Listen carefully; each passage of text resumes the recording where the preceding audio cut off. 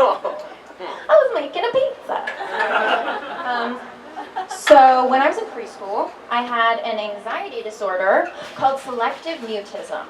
This meant that I didn't talk to adults that I didn't feel comfortable with.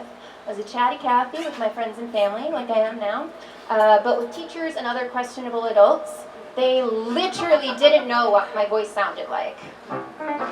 So one day, during my selectively mute phase, I was at a birthday party. I was having a grand old time with my friends until I needed to use the bathroom.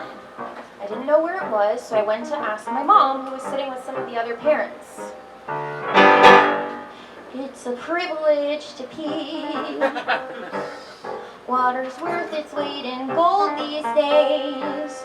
No more bathrooms like the olden days. You come here and pay a fee for the privilege to pee.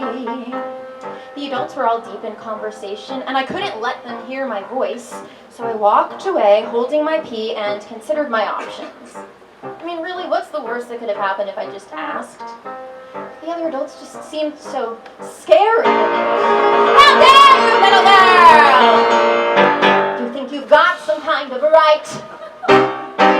You think you'll come in here and go for free? The only thing you'll get is no for free. I'm a business gal, you see. I sell the privilege to pee.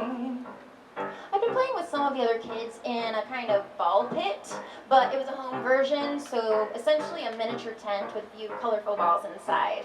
So, when the coast was clear, under the cover of that tiny tent, and into that single layer of plastic balls, I decided to open up the floodgates. The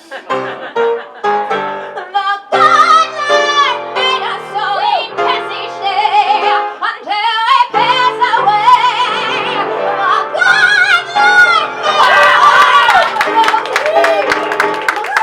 come out again, so you're no different than from lowly me. After I did the deed, I figured I should probably tell somebody at some point. So, as we were leaving the party, I mentioned to my mom that I may or may not have peed in the ball pit. Naturally, the other parents freaked out and asked me to show them where. I calmly gestured to my makeshift outhouse. You can get away with a lot when you're 4 years old. Cut to now, I'm 28 and still terrified to ask where the bathroom is.